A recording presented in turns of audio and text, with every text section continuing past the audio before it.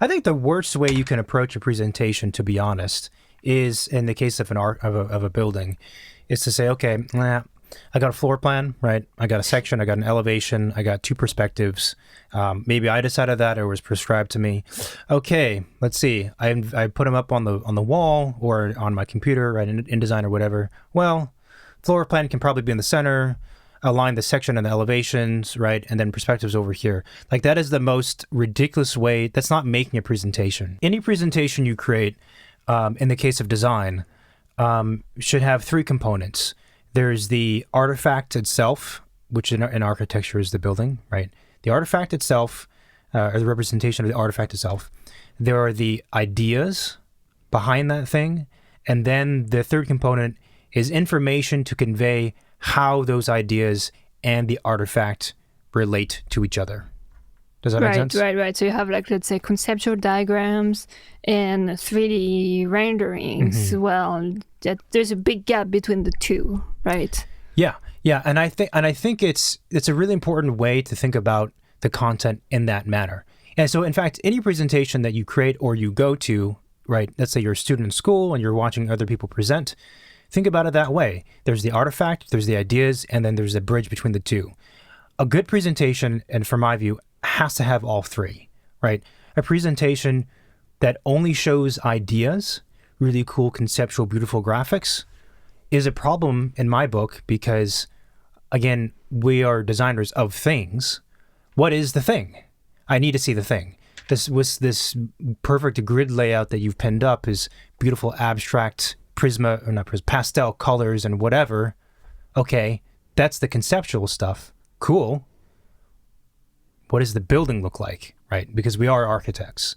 Well, that, or sometimes you have like renderings, but you actually don't know what is the concept behind it, and the image doesn't necessarily, scream it. Absolutely. If you have just the artifact and you have renderings which can convey concepts for sure, or let's say on the extreme, you're just doing black and white drawings for the typical drawings of a floor plan, section, whatever, super dry and boring. Like that doesn't tell me necessarily why I care about this project, right?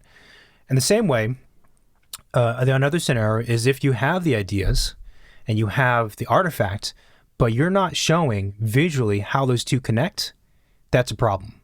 And that's a big thing you see very often, right? You have very cool conceptual diagrams or research or whatever, and then the thing.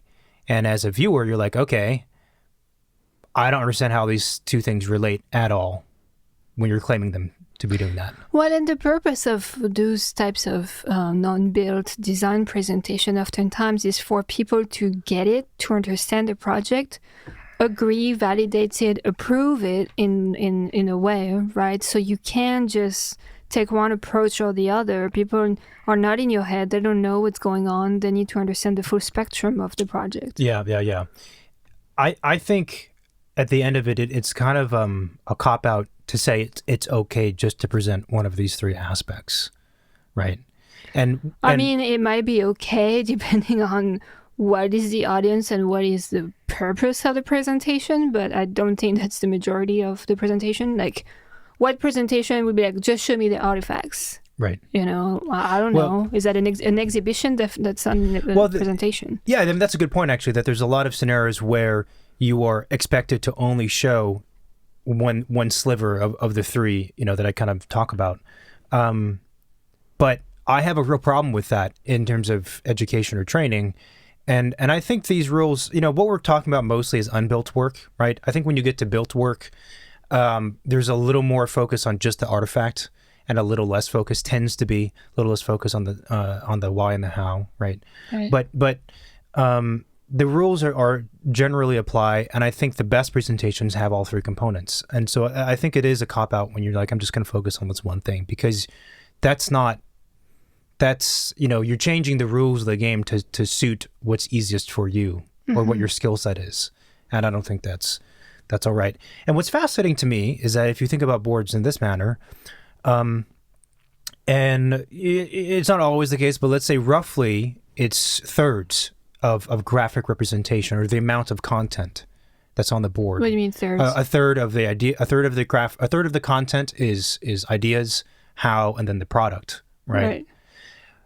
That's interesting because that means the majority of the things you create for the presentation are not about the artifact itself.